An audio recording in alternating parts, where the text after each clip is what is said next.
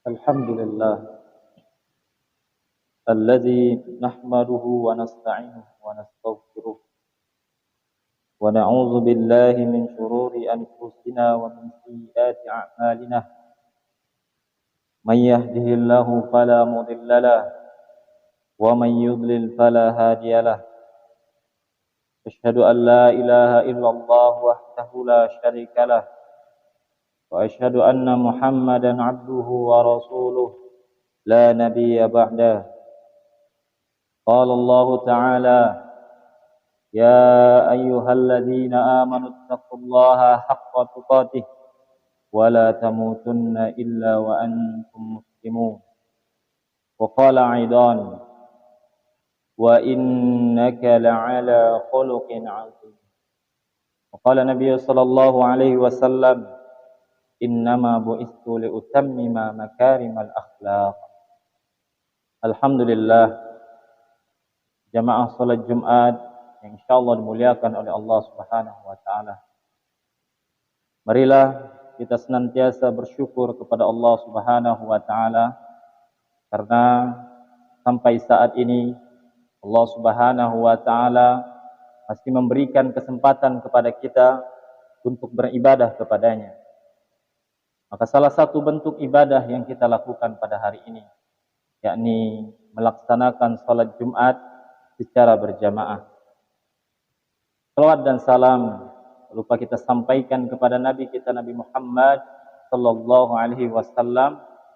Beliau adalah uswah, beliau adalah qudwah, beliau adalah teladan dalam kehidupan kita. Maka Allah Subhanahu wa taala memberikan salah satu syarat bagi orang-orang yang ingin cinta kepada Allah Subhanahu wa taala, yakni dengan mengikuti Nabi Muhammad sallallahu alaihi wasallam.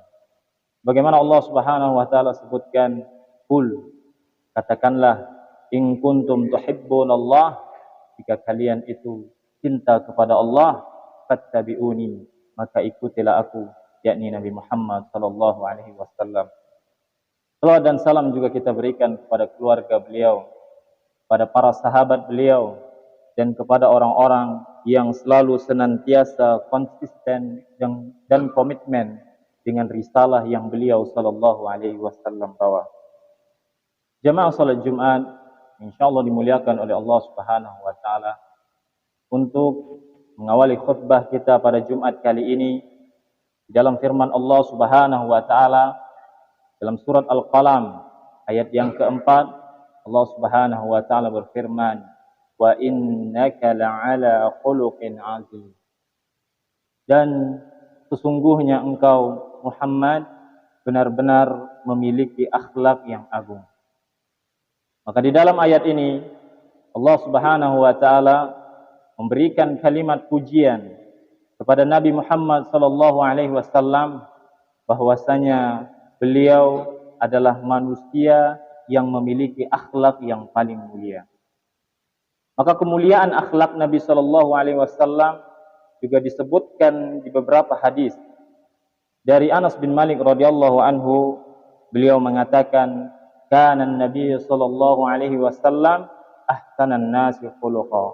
Bahwasanya Nabi Muhammad sallallahu alaihi wasallam adalah manusia yang paling baik akhlaknya. Dalam riwayat yang lain dari Ummul Mukminin Sofiyah radhiyallahu anha, beliau mengatakan, "Ma ra'aitu ahsana khuluqa minan Nabi sallallahu alaihi wasallam." Aku tidak pernah melihat ada orang yang lebih baik akhlaknya melainkan Nabi Muhammad sallallahu alaihi wasallam. Lalu apa dan bagaimana akhlaknya Nabi sallallahu alaihi wasallam? Ketika Aisyah radhiyallahu anha ditanya oleh salah seorang sahabat berkaitan tentang akhlak Nabi sallallahu alaihi wasallam, maka beliau menyebutkan kana khuluquhul Quran, bahwa akhlaknya Nabi sallallahu alaihi wasallam adalah Al-Quran. Allah Subhanahu wa taala berfirman, "Wa ma yantiqu 'anil hawa in huwa illa wahyu yuha." Tidaklah apa yang diucapkan oleh Nabi sallallahu alaihi wasallam itu melalui hawa nafsunya, akan tetapi apa yang diucapkan oleh Nabi sallallahu alaihi wasallam itu wahyu yang diwahyukan oleh Allah Subhanahu wa taala. Imam Ibnu Abbas radhiyallahu anhu, salah seorang sahabat Nabi sallallahu alaihi wasallam yang ahli di dalam mentafsirkan Al-Qur'an. Ketika beliau mentafsirkan surat Al-Qalam ayat yang keempat, wa innaka la'ala khuluqin azim, sesungguhnya engkau Muhammad memiliki akhlak yang agung. Maka khuluqin azim disebutkan oleh Imam Ibnu Abbas bermakna ad-dinul azim wa huwal Islam, yaitu agama yang agung, yakni ajaran Islam.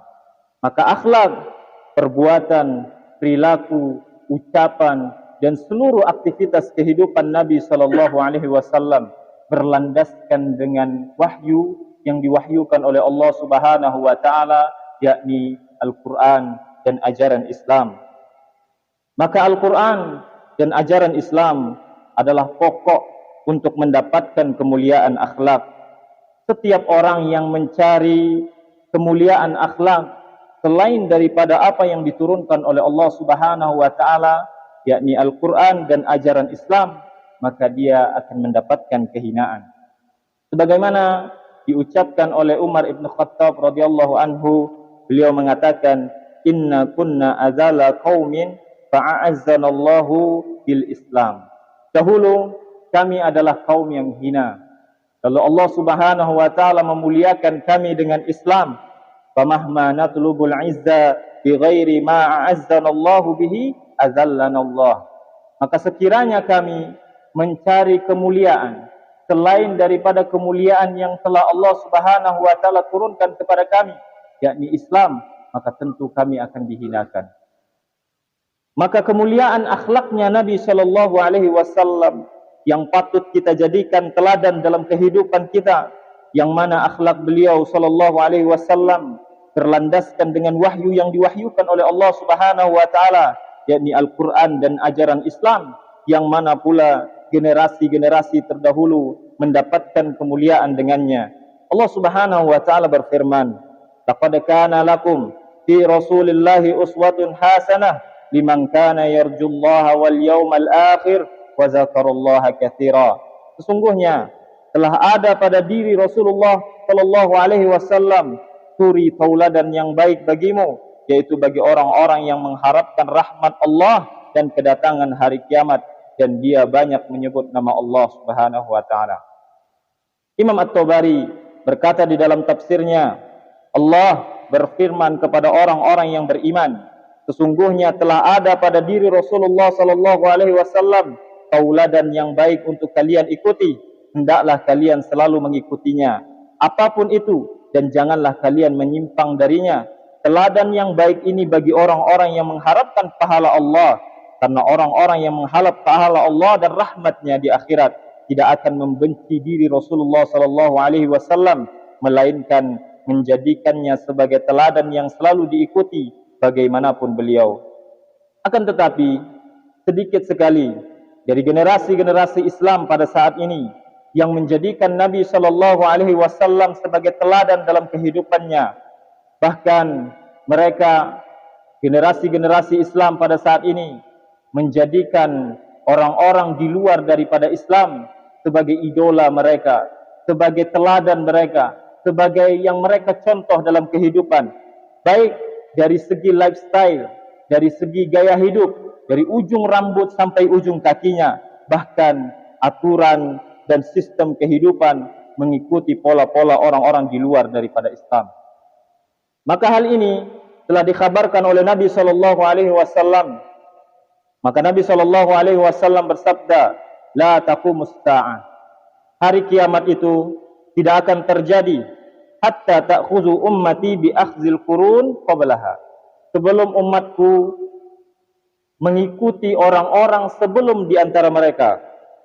Shibran bi shibrin, sejengkal demi sejengkal. Wa zira'an bi zira'in, sahasta demi sahasta. Faqila ya Rasulullah, maka ditanya hal ini oleh para sahabat, kafarisa war Rumi, apakah mereka yang diikuti itu Persia dan Rom?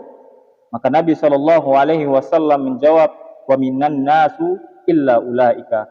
Siapa lagi manusia yang akan diikuti melainkan mereka. Dalam riwayat yang lain, Rasulullah sallallahu alaihi wasallam bersabda, "Tatattabi'una sanana." Kalian benar-benar akan mengikuti jalan-jalan allazina min qablikum, orang-orang sebelum kalian, shibran bi shibrin, sejengkal demi sejengkal, wa zira'an bi zira'in, sehasta demi sehasta, hatta law dakhalu fi juhri dabbi lattaba'tumuhum. Sekiranya orang-orang yang kalian ikuti itu masuk ke dalam lubang dob. Dob ini binatang sejenis dengan biawak yang memiliki lubang yang kecil, yang di dalamnya itu memiliki lika-liku. Maka sekiranya manusia mengikutinya tidak masuk akal. Tapi Nabi SAW menyebutkan lattaba'tumuhum, maka kalian akan mengikutinya. Maka ditanya oleh para sahabat, al-Yahud wan Nasara, apakah mereka itu dari kalangan Yahudi dan Nasrani? Maka Nabi SAW menjawab, qala faman, siapa lagi kalau bukan mereka? Maka dalam hadis ini Rasulullah SAW memberikan sebuah gambaran akan adanya generasi-generasi Islam yang akan mengikuti pola kehidupan orang-orang di luar daripada Islam, sedikit demi sedikit, tahapan demi tahapan, sampai mereka tidak sadar bahwa mereka telah mengikuti seluruh pola kehidupan orang-orang di luar daripada Islam. Imam An-Nawawi menyebutkan dalam syarah Muslim bahwa yang diikuti oleh kaum muslimin itu bukanlah kekafiran dari orang-orang Yahudi dan Nasrani, akan tetapi yang diikuti oleh kaum muslimin itu adalah kemaksiatan-kemaksiatan dan kemungkaran-kemungkaran mereka. Padahal Rasulullah SAW telah bersabda, "Man tasabba biqaumin fahuwa minhum." Siapa yang menyerupai suatu kaum, maka dia sama seperti kaum tersebut. Dan dalam riwayat yang lain, Rasulullah SAW bersabda, "Laisa minna man tashabba bighairina." Bukan termaksud dari golongan kami orang-orang yang tidak menyerupai kami. Maka Imam Ibn Taymiyah rahimahumullah menyebutkan dalam kitab Majmu' Fatawa, beliau mengatakan, "Annal musyabaha fil umuri zahirati turitu tanasuban wa tasyabuhan fil akhlaqi wal a'mal, walihaza nuhina an musyabahatil kuffar." Keserupaan dalam perkara lahiriah bisa berpengaruh pada keserupaan dalam akhlak dan amal perbuatan. Oleh karena itu, kita dilarang untuk bertasyabbuh, menyerupai dengan orang-orang di luar daripada Islam. Maka fenomena kerusakan akhlak yang jauh daripada nilai-nilai Al-Quran dan ajaran Islam, sehingga banyak terjadi kemaksiatan-kemaksiatan dan kemungkaran-kemungkaran, sebagaimana maraknya terjadi transaksi yang berbasiskan dengan riba, pinjaman online yang tidak sesuai dengan syariah, bahkan ada juga yang disebut sebagai banyak terjadi perjudian, yang bukan perjudian itu hanya bersifat offline, akan tetapi ada juga perjudian yang bersifat online, bukan hanya diminati oleh kalangan tua, tetapi juga diminati oleh kalangan muda. Begitu juga marak juga terjadi korupsi, tindakan asusila, perzinahan, hubungan dengan lawan jenis yang tidak diikat dengan pernikahan. Terkadang hal ini terjadi di sebagian orang tua membiarkan, memberikan kebebasan kepada anaknya untuk keluar bersama lawan jenisnya yang bukan dari mahramnya, sehingga timbul rasa kecintaan, sehingga banyak pelanggaran-pelanggaran syariat di dalamnya. Begitu pula banyak terjadi, kita dengar di dalam berita-berita itu LGBT, hubungan sesama jenis, laki-laki dengan laki-laki, perempuan dengan perempuan, dan banyak lagi kemaksiatan-kemaksiatan dan kemungkaran-kemungkaran.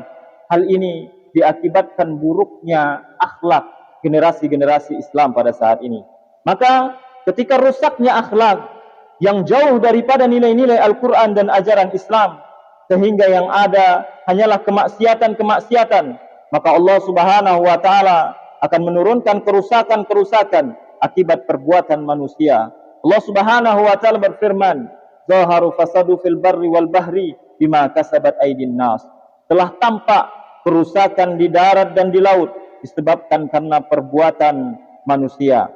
Maka Imam Al-Qurtubi rahimahumullah menyebutkan di dalam kitabnya Al-Jami' li Ahkamil Quran bahwa makna al-fasad di situ adalah sedikitnya hasil tanaman. Makna al-fasad di situ adalah hilangnya keberkahan dalam kehidupan. Makna al-fasad di situ adalah tingginya harga, sedikitnya pendapatan hidup. Ada lagi yang berpendapat maksudnya makna al-fasad itu adalah maksiat, perampokan, kezaliman di mana-mana. Maka marilah kita menjadikan akhlak, perilaku, perbuatan, perkataan atau seluruh aktivitas kehidupan kita dengan mengikuti akhlaknya Nabi sallallahu alaihi wasallam yang berlandaskan dengan Al-Qur'an dan ajaran Islam, agar Allah Subhanahu wa taala memberikan keberkahan kepada negeri yang kita cintai ini.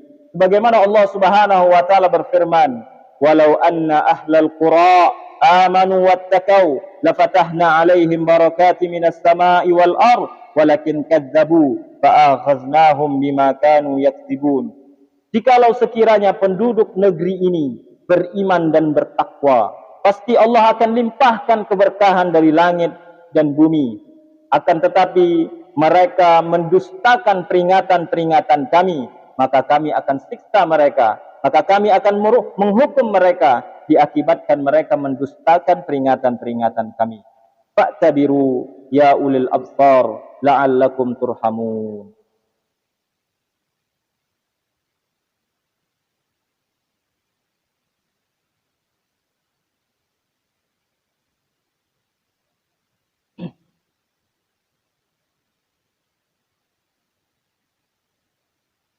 Alhamdulillah allazi hadana lihaza wa mahkuna linahtadiya laulana an hadana Allah. Ashhadu an la ilaha illallah wahdahu la syarika lah wa ashhadu anna Muhammadan abduhu wa rasuluh la nabiyya ba'da. Qala Allah Ta'ala, ya ayyuhalladzina amanu taqullaha haqqa tuqatih wa la tamutunna illa wa antum muslimun. Wa qala aidan, inna Allaha wa malaikatahu yusalluna 'alan nabi ya ayyuhalladzina amanu sallu 'alaihi wa sallimu taslima.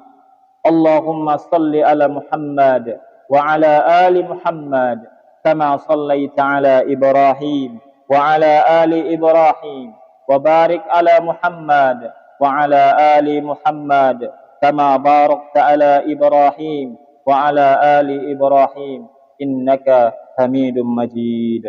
Allahumma ighfir lil muslimina wal muslimat wal mu'minina wal mu'minat al ahya'i minhum wal amwat innaka sami'un qaribun mujibud da'wat.